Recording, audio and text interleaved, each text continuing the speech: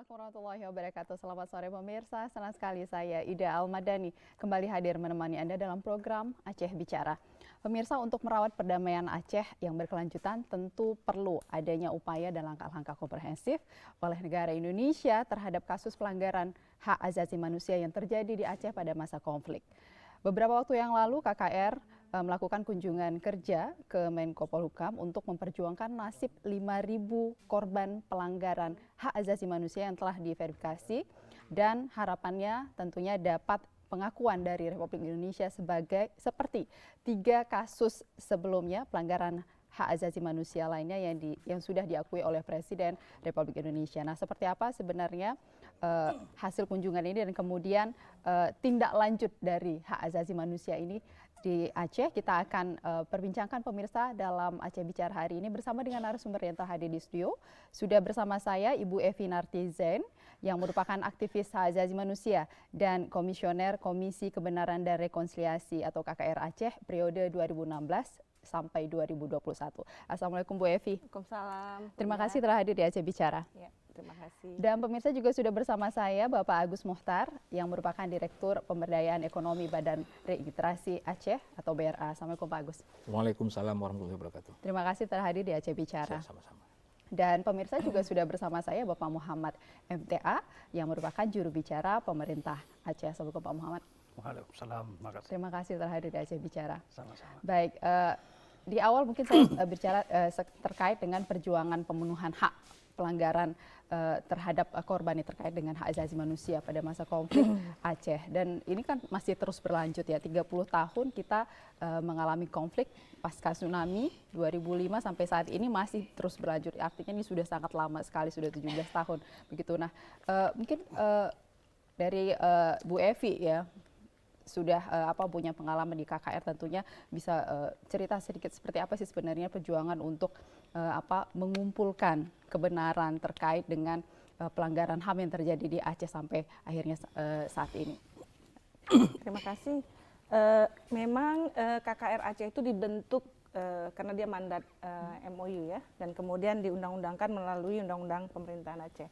Nah, 3 hal yang dilakukan oleh KKR. Pertama adalah mencari kebenaran melalui proses pengungkapan kebenaran. Yang kedua merekomendasi reparasi. Yang ketiga memfasilitasi proses rekonsiliasi. Nah, yang sudah dijalani oleh KKR di periode kami, periode saya itu kita sudah mengumpulkan 5.264 korban pelanggaran hak asasi manusia. Dan untuk itu sudah periode sekarang ini sudah memberikan data tersebut kepada Polhukam. Nah, menurut saya ini sesuatu langkah yang maju ya. Kenapa ini langkah maju? KKR itu dibentuk sendiri setelah hampir 10 tahun Aceh damai. Nah, ini proses juga panjang sekali. 2 rekan saya ini dulunya juga aktivis yang memperjuangkan itu pada tahun-tahun 2000-an.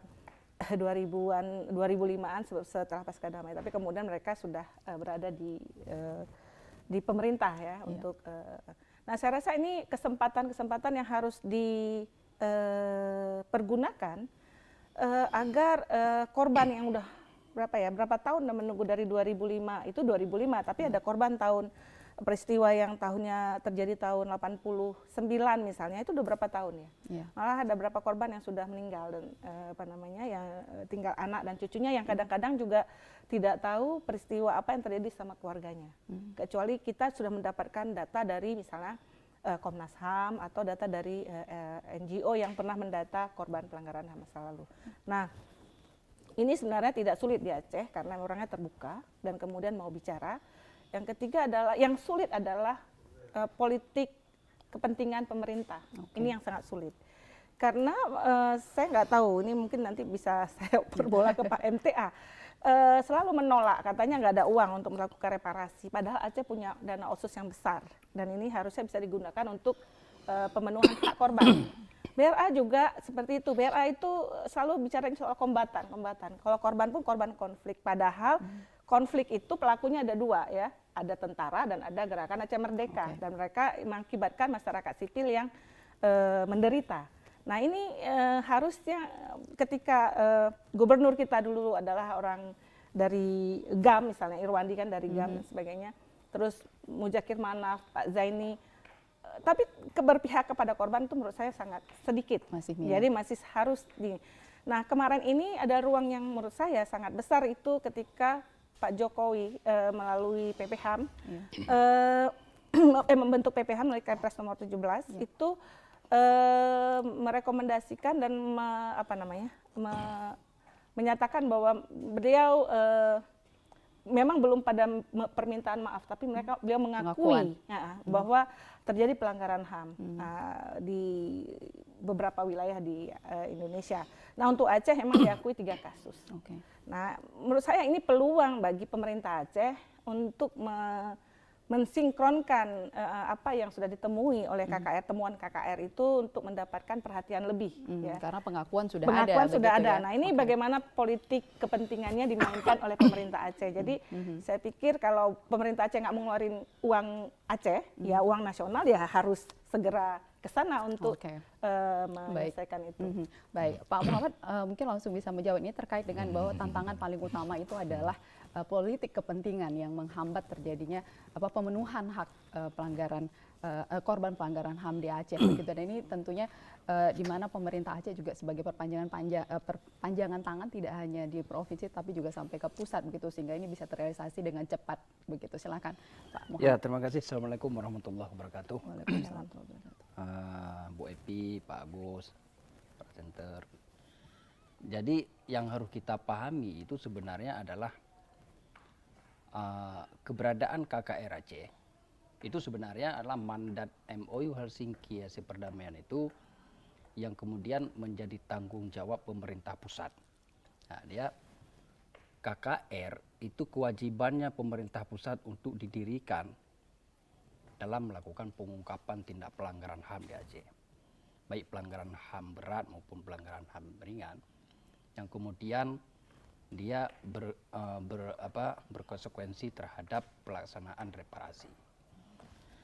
Nah, masalahnya kemudian adalah ketika KKR Aceh pasca damai ingin dibentuk, pemerintah pusat karena ada gugatan undang-undang KKR atas kasus Timor Leste, bahwa undang-undang KKR yang dibentuk pemerintah itu dalam perspektif kawan-kawan sipil itu sangat minim keberpihakan kepada korban, kemudian digugat. Nah, ketika digugat itu dibatalkan. Sehingga begitu Aceh damai mau didirikan KKR nggak ada dasar. Karena di Undang-Undang PA itu diperintahkan itu hasilnya itu berdasarkan Undang-Undang Secara Nasional.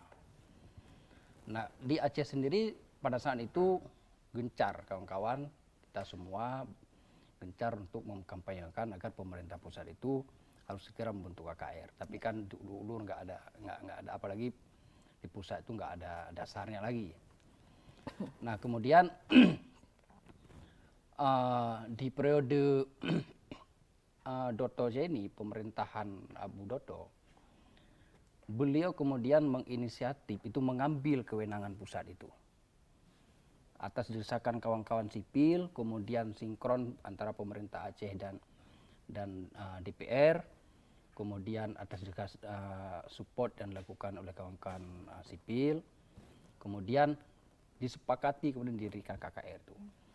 Pendirian KKR itu adalah mengambil tanggung jawab pusat, itu yang harus kita pahami. Setelah didirikan KKR, periode pertama itu termasuk saya, kemudian ada Epi, saya kebetulan pada saat itu dipercayakan sebagai wakil ketua KKR. Perspektif pemerintah Aceh pada saat itu adalah untuk menjamin keberlangsungan KKR, semua anggaran operasional itu ditanggung oleh APBA. Okay. Kemudian kawan-kawan komisioner melakukan koordinasi dengan beberapa NGO. Pada saat itu Ajar berkontribusi besar dalam memberi kapasitas kepada komisioner, kemudian menjalankan program-program pemberdayaan komisioner sampai pengambilan pernyataan pengungkapan itu dibiayai oleh Ajar, jadi sifatnya kerjasama dia. Nah, jadi yang harus menjadi catatan pelaksanaan reparasi itu tidak bisa kita bebankan kepada pemerintah. Pemerintah Aceh maksudnya. Karena apa? Karena kalau itu biaya yang paling besar. Belum lagi kita melihat berapa biaya yang habis untuk menanggung reparasi itu. Yang kita support adalah KKR kemudian menghasilkan hasil data pengungkapan itu. Kemudian diberikan laporan kepada pemerintah Aceh dan DPR. Kalau kita lihat kanun kan memberi laporan kepada pemerintah Aceh dan DPR. Hasilnya itu nanti pemerintah Aceh ya, bersama komisioner dan DPR ini akan kita lakukan komunikasi dengan pusat agar ditindaklanjuti dengan program reparasi. Program reparasi sendiri itu dilaksanakan oleh pemerintah melalui BRA. BRA itu diperintahkan di kanun, salah satu tugasnya adalah melaksanakan rekomendasi dari KKR. Dari mana biayanya? Kemarin beberapa tahun yang lalu ketika ketika Pak Irwandi masih gubernur, kemudian dilanjutkan Pak Nova, dilanjutkan lagi Pak Ahmad Majuki. Saya ditugaskan untuk melakukan pendampingan kepada KKR, terutama atas dasar 5.000 korban ini. Untuk meng-hire kawan-kawan komisioner. Kita kaji ini kita kaji 5.000 ini. KKR kan komisioner udah tahu nih hasil investigasinya nih. Korban ini butuhnya apa, korban ini butuhnya apa. Dan dia pendekatannya dia analisis, kemudian pendekatan ekonomi apa, kemudian akademik dia. Komisioner KKR nggak ada kapasitas dalam mengkaji itu. Tapi komisioner KKR punya kewenangan untuk melibatkan banyak orang untuk mengkaji. Dan kita dorong itu karena sistem anggaran kita itu setiap tahun itu tahun ke depan itu awal tahun ini udah dibahas dia RKPD dia. Ada. Tetapi sambutan dari komisioner tidak ada. Jadi pemahaman untuk anggaran yang kurang itu kemudian nggak matching dengan keinginan pemerintah Aceh. Artinya di sini apakah dengan 5.000 data baru yang sudah dihimpun oleh KKR di sini belum bisa terhitung seberapa besar sebenarnya kebutuhan anggaran untuk bisa memenuhi hak korban? Belum. Itu data mentah, sebentar. Itu data mentah. Kemarin kita dorongnya data mentah ini kita bikin DID. Jadi kita bikin DID perencanaan. Misalnya kita libatkan nih tim DID-nya. Misalnya untuk program pemberdayaan perkebunan misalnya. Oke. Bentuk tim DID, libatkan usia, libatkan dinas terkait, libatkan ahli-ahli, kemudian dari data 5.000 dikaji dia, dipilah-pilah. Ini programnya yang tepat, ini misalnya nelayan. Ini pemberdayaan ekonomi bidang perkebunan, ini dagang dan lain sebagainya. Nanti DID dia akan muncul. Ada korban yang misalnya dia anaknya sudah besar, sudah selesai kuliah misalnya. Reparasinya tentu nggak sama dengan yang lain. Dia misalnya dia ingin melanjutkan kuliah, kita reparasinya bentuknya misalnya beasiswa. Nah, jadi beberapa tim DID ini kita bentuk, kita masukkan di anggaran ditanggung oleh PPA. Karena itu bukan anggaran besar, itu paling-paling 5 sampai 10 miliar setiap tim DID itu. Nanti dia akan keluar dia anggarannya. Misalnya untuk perkebunan ini dari 5.000 korban misalnya 1.000 ini cocok untuk perkebunan. Ketersediaan lahan ada nggak? Maka kita butuh tim, kita libatkan dari Bappenas dan BPN misalnya. Nanti akan muncul dia. Berapa anggaran dibutuhkan untuk lakukan reparasi dengan berbagai macam klasifikasi program. Artinya